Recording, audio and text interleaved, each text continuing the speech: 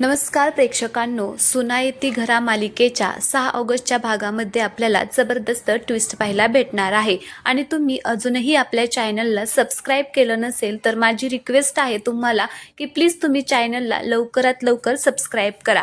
तर चला सविस्तर व्हिडिओला सुरुवात करूया।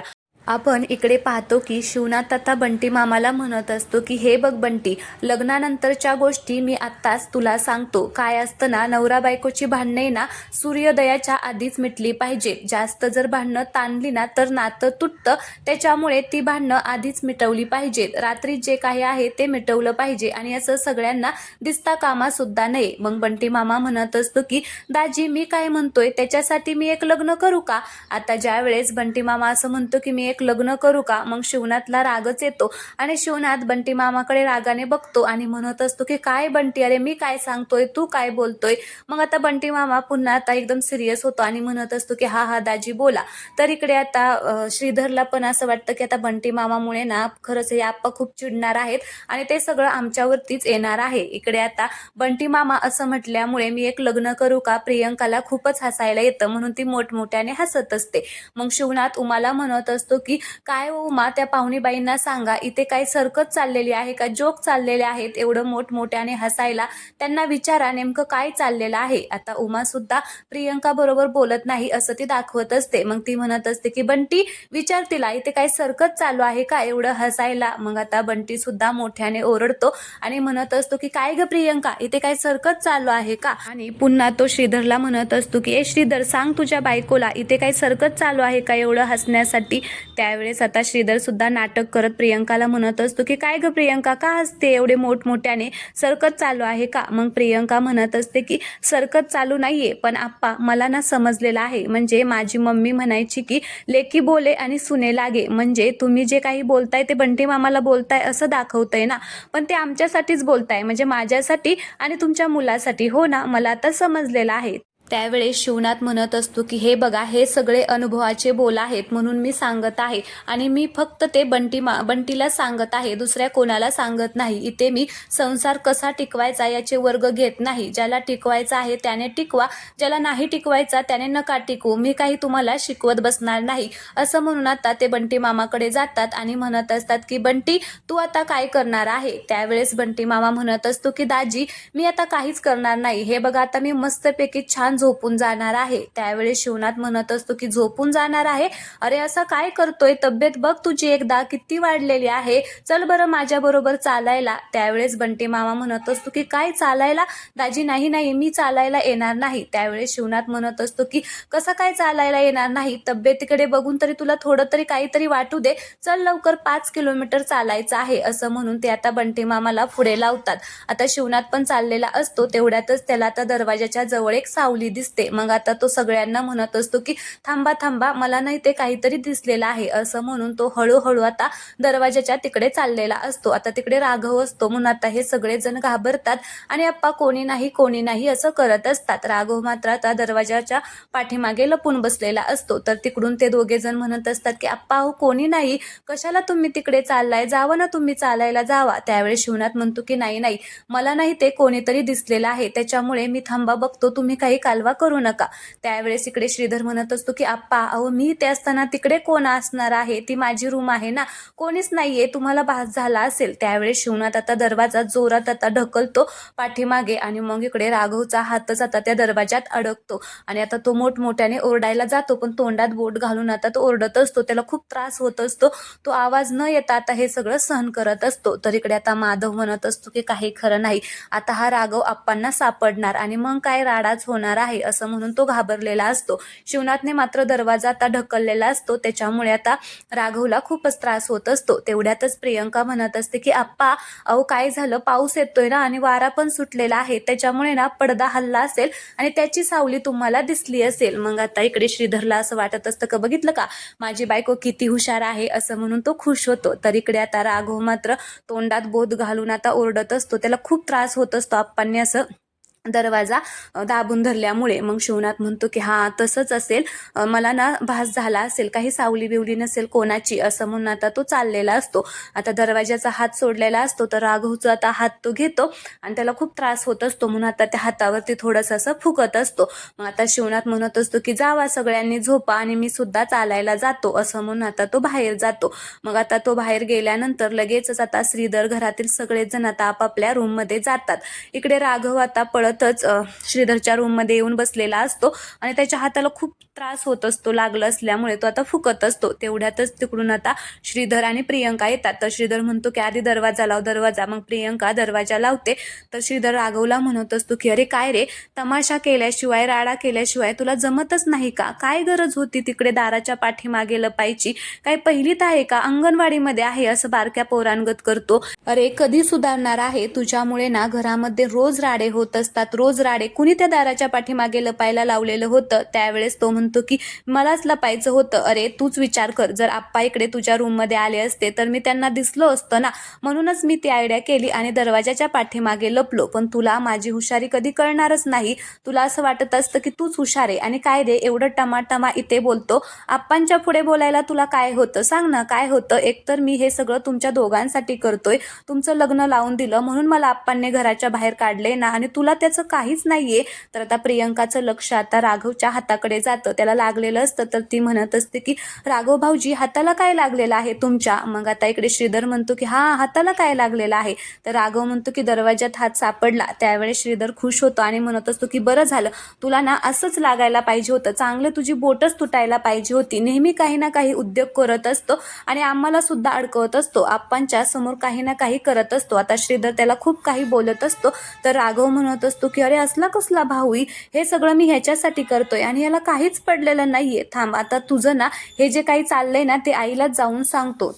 त्यावेळेस श्रीधर म्हणत असतो की हा आईला जाऊन सांग, आई तुझं कौतुकच करेल. अरे आईनेच तुला सांगितलं होतं ना इथे रूममध्ये झोपायला, कुणी तुला सोप्यावरती जाऊन झोपायला लावलं होतं आणि सोप्यावरती गेला आणि माझ्या बायकोला अडकवून ठेवलं. तुझ्यामुळे गैरसमज झाला ना आप्पांचा की आमच्या दोघांमध्ये भांडण झालं, हे सगळं ना तुझ्यामुळे झालेलं आहे. त्यावेळेस राघव म्हणत असतो की माझ्यामुळे काय करतोय रे?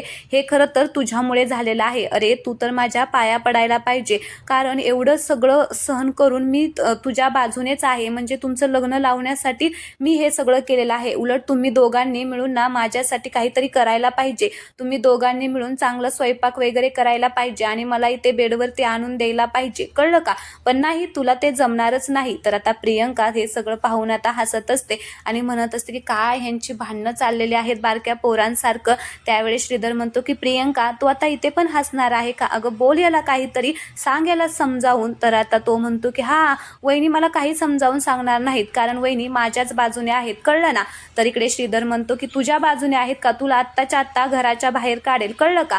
आणि तिथे बोर्ड लावेल की ह्या घरामध्ये अजिबात तुला जागा नाहीये, मग जा पलीकडच्या घरामध्ये झोपायला, तिकडे तुझा 6 फूट मामा आणि तू जाऊन झोप. तर मग राघवला राग येतो आणि राघव म्हणतो की हो का, बरं मी जातो, आत्ताच तिकडे झोपायला जातो. म्हणून आता तो चाललेला असतो. तर तेवढ्यातच प्रियंका म्हणत असते की तुम्ही कशाला चाललेला आहात? मीच आता हे सगळं जाऊन ना आप्पांना सांगते, म्हणजे काय होईल, तुमच्या दोघांनाही आप्पांना चांगलेच फटके देतील, असं म्हणून प्रियंका चाललेली असते.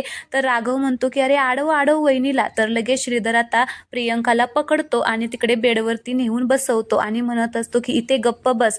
तर राघव म्हणतो की अरे वहिनीला समजावून सांग, वहिनीने जाऊन जर आप्पांना सांगितलं ना तर मी इथे आहे ते आप्पांना समजेल. त्यावेळेस आता श्रीधर चिडतो आणि म्हणत असतो की येडी बिडी आहेस का, काय बोलते? आता तो खूपच वेगळ्या पद्धतीने तिला बोलतो. मग प्रियंकाला राग येतो आणि प्रियंका म्हणत असते की काय बोलला, परत बोल बरं, काय बोललेलं आहे ते. मग आता प्रियंकाने तसं म्हटल्यामुळे इकडे आता श्रीधर खूपच गोडीत म्हणजे तिला बोलत असतो आणि म्हणत असतो माझं पिल्लू, माझं बाळा, अगं म्हणजे तू आप्पांना जाऊन सांगू नको. आप्पांना जर कळलं राघव आपल्या रूममध्ये आहे तर आप्पा आपल्या तिघांना पण ओरडतील ना, त्याच्यामुळे माझ्या बाळा असं करू नको. मग ती म्हणते की हा असं बोलायचं, माझ्याबरोबर जास्त आगाऊपणाने बोलायचं नाही, कळलं का?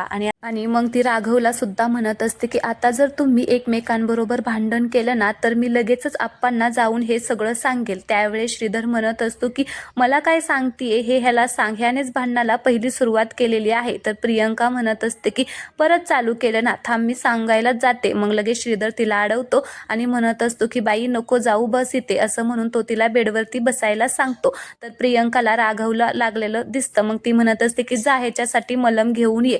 मग लगेच श्रीधर मलम आणण्यासाठी जातो. तर प्रियंका राघवच्या हातावरून हात फिरवत असते. तिला खूप वाईट वाटत असतं राघवला लागल्यामुळे. मग आता श्रीधर तिकडून मलम घेऊन येतो आणि प्रियंकाला म्हणत असतो की हा घे मलम. मग प्रियंका मलम घेते आणि राघवच्या हाताला लावत असते. तर राघव म्हणत असतो की वहिनी हळूच लावा, खूप दुखतंय खूप दुखतंय.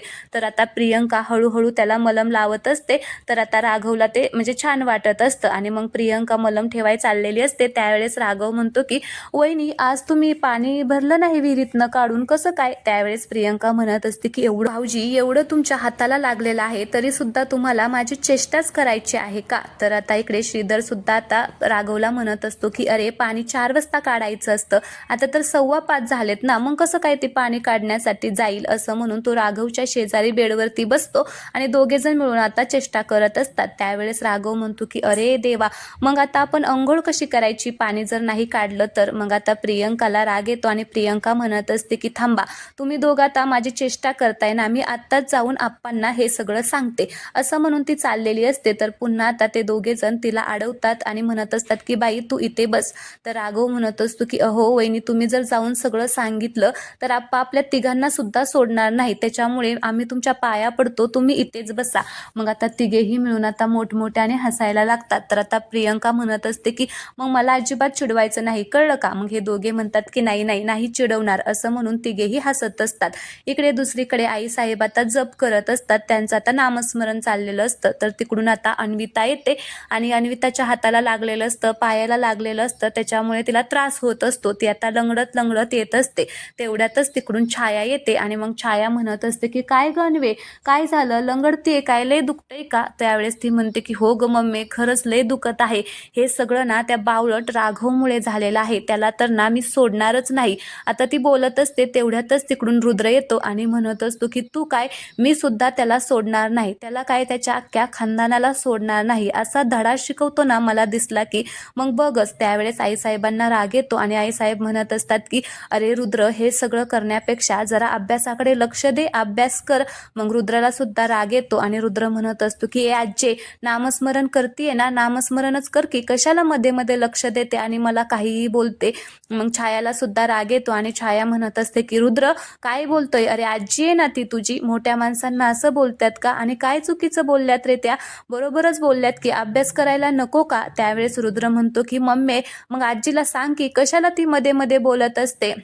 त्यावेळेस छाया म्हणते की अरे तेच म्हणते ना, चुकीचं काहीच बोललेल्या नाहीयेत त्या, बरोबरच सांगत आहेत, जरा अभ्यासाकडे लक्ष दे, मार्क बघ किती पडलेले आहेत.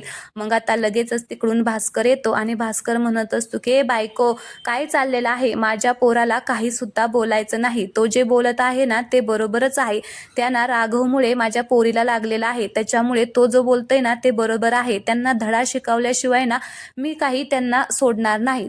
तर इकडे आता आईसाहेब म्हणत असतात की अरे भास्कर काय म्हणतोय, छाया जी बोलतीये ना ते बरोबर आहे, जरा पोराला चांगलं वळण लाव. मग आता लगेचच पद्मा तिकडून येते आणि म्हणत असते की ए आय, नातवाला सुधारण्यापेक्षा जर लेकीला सुधरवलं असतं ना तर आज ही वेळच आली नसती आणि त्या शिवनातला धडा शिकवल्याशिवाय आम्ही गप बसणारच नाही.